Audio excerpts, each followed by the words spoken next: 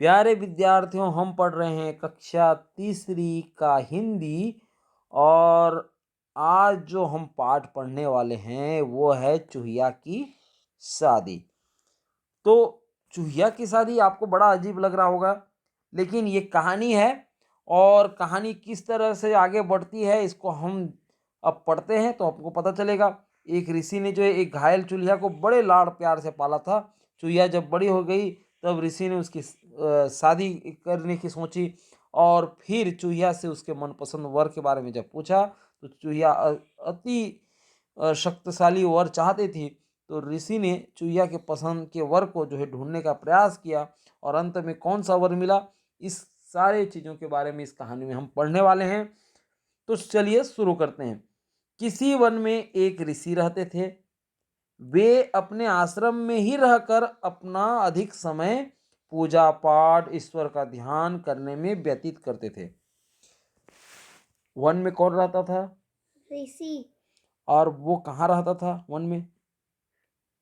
आश्रम। आश्रम में, जो घर बना के रखते हैं ना उसको आश्रम बोलते हैं।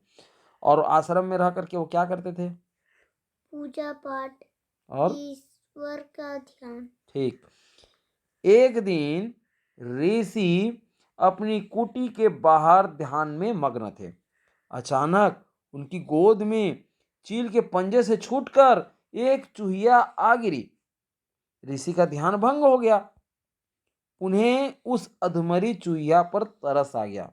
उन्होंने चूहिया का घाव धोया, उसे दूध पिलाया और चूहिया 6 दिन में बिल्कुल ठीक हो गई। यहाँ पर देख रहे हो, ये देखो चील है, क्या है? चील। और उसके हाथ से ये छूट गया चूहिया और ये ठीक ऋषि की गोद में आकर के गिर गया। वैसे ये जो चील है वो चूहिया को लेकर के कहाँ जा रही होगी? क्या कर अपनी घोंसले में।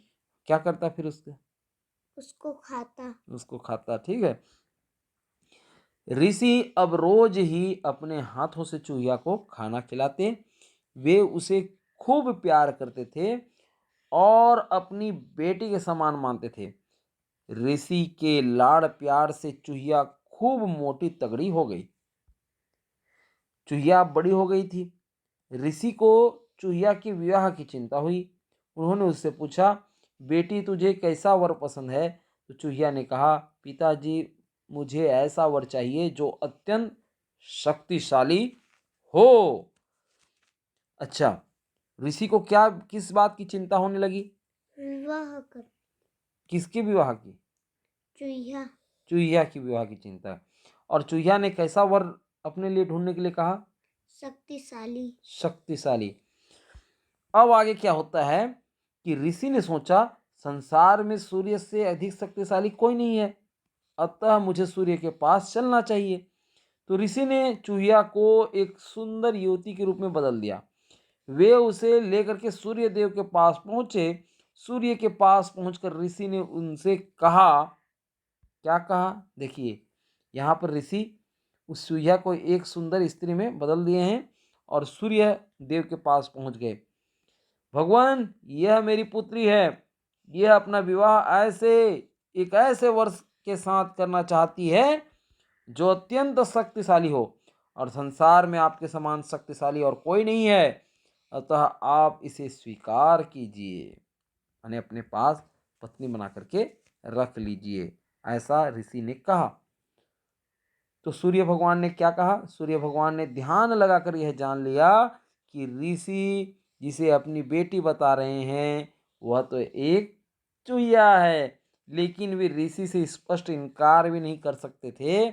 इसलिए उन्होंने बात बनाकर कहा, ऋषिवर, आपका यह कहना ठीक नहीं है कि मैं संसार में सबसे अधिक शक्तिशाली हूँ। मुझसे अधिक शक्तिशाली तो बादल है, जो जब चाहता है मेरी प्रकाश रोक लेता है। आप कृपया उसी के पास जाइए। सूर्य ने किसे शक्तिशाली माना? किसको शक्ति माना? बादल। सूर्य देव ने बादल को, ठीक है। क्यों ऐसा माना? क्योंकि वो चूहिया से शादी नहीं करना चाहते थे और स्पष्ट रूप से वो ऋषि को इनकार भी नहीं कर सकते। इसी को क्यों स्पष्ट रूप से इनकार नहीं कर पाए? क्योंकि वो ब्रह्म देव। हाँ, वो जो है डरते थे है नहीं बुरा मान जाएगा बोल के, ठीक। तो बात ऋषि की समझ में आ गई। वे चूहिया को लेकर के बादल के पास पहुंचे। बादल से भी उन्होंने वही कहा जो सूर्य देव से कहा था। बादल ने भी ध्यान लगाया और उसे भी ज्ञात हो गया। ज्ञात हो गया मतलब पता चल गया कि ऋषि चूहिया के साथ मेरा विवाह करना चाहते हैं। उसने थोड़ा विचार कर कहा, महात्मन, आपने मुझे सर्वशक्तिमान समझा, इसके लिए धन्यवाद, परंतु मैं सर्वशक्तिमान नहीं हूँ। मुझसे अधिक तो शक्तिशाली पर्वतराज हिमालय है, जो आसानी से मेरा मार्ग रोक लेते हैं। मार्ग रोक लेते हैं माने रास्ता रोक लेते हैं। बादल ऊपर में उड़ते रहते हैं, ठीक है। तो आप कृपया उन्हीं के पास जाइए। अब बादल ने किसके पास भेज दिया ऋषि को? पर्वत। पर्वतराज हिमालय के पास। और ये किधर है? उत्तर दिशा में, ठीक है। उत्तर में रखवाली करता पर्वतराज विराट है, हैं? तो अब ऋषि पर्वतराज हिमालय के पास पहुंचे। उन्होंने अपने मन की बात पर्वतराज से कही। और क्या कही? पर्वतराज ने ध्यान लगाकर सारी बात जान ली। वे ऋषि से बोले, ऋषिवर, आप मेरे यहाँ पधारे, इसके लिए मैं आपका आभारी हूँ, किंतु मैं दुनिया में सर्वशक्तिमान नहीं हूँ। मुझसे अधिक शक्तिमान तो चूहे हैं, जो मेरे अंदर अपने रहने के लिए बिल बना लेते हैं। आप उन्हीं के पास जाइए। तो ऋषि अपने आश्रम में लौट आए और अच्छा मुहूर्त देखकर ऋषि ने अपने ही आश्रम में रहने वाले एक मोटे तगड़े चूहे से चूहिया का विवाह कर दिया।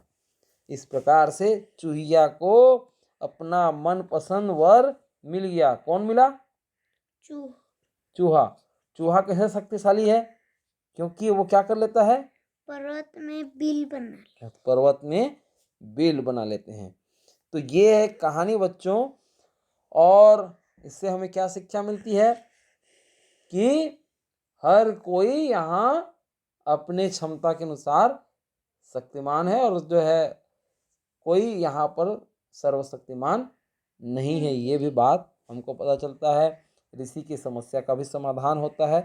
आपको कैसा लगा ये कहानी? बहुत अच्छा, ठीक। तो ऋषि को चूहिया कैसे मिल गई? कौन गिरा दिया? चील। और वो जब बड़ी हो गई, अच्छा, ऋषि जो है चूहिया को क्या मानते थे? अपना क्या मानते थे उसको? बेटी। और हर पिता जो है अपनी बेटी का शादी करने की उसकी चिंता रहती है ना।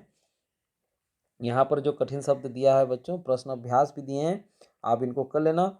हम मिलते हैं एक दूसरे पार्ट में। यदि आपको इस पार्ट में किसी भी प्रकार का कोई संदेह है या समस्या है या जो भी है समझ में नहीं आया है, आप कमेंट करके हमको लिख कर भेजेंगे, हम वहीं पर उत्तर उसका देंगे।